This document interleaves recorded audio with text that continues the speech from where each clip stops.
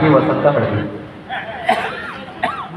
ज्या ज्या महानायकाने डेमोक्रॅटिक आणि रिपब्लिक व्यवस्थेसाठी आपल्या जीवनाचं रणकंदन केलं अशा सर्व महानायकाला सर्वप्रथम मी अभिवादन करतो. बंधूंनो, आज अभिनय बौद्धिक संस्था यांच्या वतीनं या वादविवाद स्पर्धेचं आयोजन केलं. ते दरोई साहेब यांचं मी अभिनंदन करतो की त्यांनी हा विषय लावला ईव्हीएम संदर्भामध्ये. आणि मी ज्या विषयावर बोलणार आहे की सभागृहाच्या मध्ये ईव्हीएम प्रणाली लोकशाही व्यवस्था सक्षम करणारे पारदर्शक साधन आहे. यांच्या विरोधामध्ये म्हणजे प्रतिकूल माझं मत मांडणार आहे. आणि हे मत मांडण्याचा अधिकार मला भारतीय संविधानाने दिला.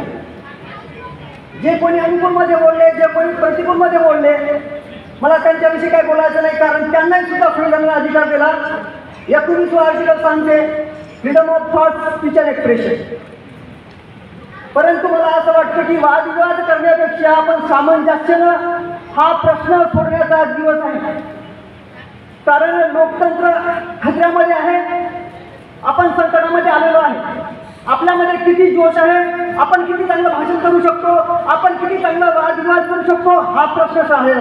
कारण डेमोक्रेसीमध्ये वादविवादाला काही किंमत नाही. कारण लोकशाही व्यवस्था आपल्याला माहीत असेल. लोकशाही व्यवस्था कशी आहे? सभागृह जे ठरवत ते कायदा बनेल. आता आपण इथं जेवढे बोललो त्याला काही किंमत नाही. सभागृहामध्ये लोकशाहीची व्यवस्था काय आहे की सभागृहामध्ये आपण कॅन्डिडेट निवडून पाठवतो. आता ते आपल्या विरोधामध्ये त्यांनी कायदे बनवले. आता आपल्या विरोधामध्ये त्यांनी ईव्हीएम प्रणाली संदर्भामध्ये मतं घेऊन ही प्रणाली आणली. पण काय we the people of India, sir काय we the people of India, आम्ही भारताचे लोक म्हणून मला काय अधिकार आहे? काय वापस खेचण्याचा अधिकार आहे? ही प्रणाली चुकीची आहे, मी यांना वापस खेचू. जगामध्ये या विषयासंदर्भात संशोधन झालं. जगामध्ये ईव्हीएम संदर्भात संशोधन झालं. इलेक्ट्रॉल सिस्टीम संदर्भात संशोधन झालं. या विषयावर जगामध्ये सर्वप्रथम 1966ला जर्मनीमध्ये संशोधन झालं. आणि 1966 तुम्हाला माहीत असेल तिथे ह्युमन राईटच्या कार्यकर्त्या बसून होत्या. जगामध्ये युनिव्हर्सल डिक्लेरेशन ऑफ ह्युमन राईटचा जाहीरनामा 1966चा आहे. आणि युनायटेड नेशन ऑर्गनायझेशन जे जगाची पंचायत आहे, जर या देशातील लोकशाही, या जगातील सांसद, या जगातील आपल्या देशातील प्रतिनिधी जर आमच्या विरोधामध्ये कायदे पारित करीत असेल तर आम्ही कोणाकडे जावं? तर बाबासाहेबांनी व्यवस्था केली. बाबासाहेबांनी युनायटेड नेशन ऑर्गनायझेशन ज्याच्यामध्ये भारताने साईन केली आहे, युनायटेड नेशन ऑर्गनायझेशनमध्ये आपण साईन केली आहे. त्यावेळी 1966ला जो जाहीरनामा होता, युनायटेड नेशन ऑर्गनायझेशनचा एक जाहीरनामा आहे. त्याची एक पार्टनर एजन्सी आहे. युनायटेड नेशनची एक पार्टनर एजन्सी आहे, इंटर पार्लमेंटरी युनियन. त्याचं डिक्लेरेशन वाचावं. इंटर पार्लमेंटरी युनियनचं डिक्लेरेशन आहे. आणि 2 डिक्लेरेशन त्यांचे आहेत. एक डिक्लेरेशन आहे युनिव्हर्सल डिक्लेरेशन ऑन डेमोक्रेसी. ते काय म्हणते, कुठलंही election free, fair and transparent असलं पाहिजे, माध्यम नाही. युनायटेड नेशन ऑर्गनायझेशनचं मत आहे. आणि या मताला या देशामध्ये तुम्हाला डॉक्टर सुब्रमण्यम स्वामीच्या केसेसमध्ये जजमेंट दिलं आहे. आता मी कोण म्हणणार, डॉक्टर सुब्रमण्यम स्वामीच्या केसेसमध्ये जजमेंट दिलं आहे सुप्रीम कोर्टाने. काय ईव्हीएम मशीन पारदर्शक तर राहू शकत नाही म्हणून DDPRचा आदेश दिला. मला म्हणायचं आहे जर ईव्हीएम मशीन जर सक्षम आहे तर सुप्रीम कोर्टाने असा आदेश का दिला? त्यांनी काय म्हणायला पाहिजे होतं, नाही ईव्हीएम मशीन चांगलीच आहे आणि सर्व झालं आहे. परंतु त्यांनी काय जजमेंट दिलं, नाही DDPR लावावं. म्हणजे याचा अर्थ काहीतरी शिस्त आहे, काहीतरी पाणी मुरतंय, हे आपण समजून घेतलं पाहिजे. बंधूंनो, आपल्या देशामध्ये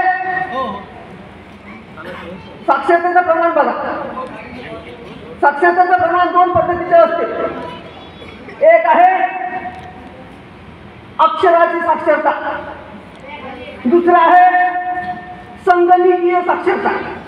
आता तुम्ही मला सांगाल या देशामध्ये संगणकीय साक्षरता किती लोकांना कळते? अहो साधा OTP देता येत नाही. OTP रेकॉर्ड आहे. मी तर रोज ते ऑनलाईनचे कामं करतो. मी OTP विचारतो, त्यांना OTP देता येत नाही. आणि आपण ईएम संदर्भामध्ये बोलतो की नाही अनुकूल आहे आणि ती पारदर्शकता आहे आणि आपल्याला ते कळते आहे आणि त्याला जजमेंट चांगले निर्णय होतात. परंतु मला एक गोष्ट सांगायची आहे. As per the provision of the political reservation, as per the provision of the people representative act 1951 वाचावं. ते म्हणजे जनतेचे खरे प्रतिनिधी पाठवण्याचा अधिकार आहे. As per the provision of the political reservation, as per the provision of the People Representative Act 1951, याचं व्हायलेशन विलियम मशीन करतं, याचं उल्लंघन विलियम मशीन करतं. कारण लोकशाहीमध्ये विदाऊट रिप्रेझेंटेशन जगामध्ये कुठेही लोकशाही राहू शकत नाही. खरं प्रतिनिधी निवडून पाठवायचं असेल तर आपल्याला या देशामध्ये बॅलेट पेपरवर वोटिंग घेणे फार महत्वाचे आहे. त्यासाठी आपल्याला आंदोलन करावं लागेल. जन आंदोलन केल्याशिवाय आपल्याला या देशामध्ये दुसरा पर्याय नाही. एवढे बोलतो आणि थांबतो. धन्यवाद.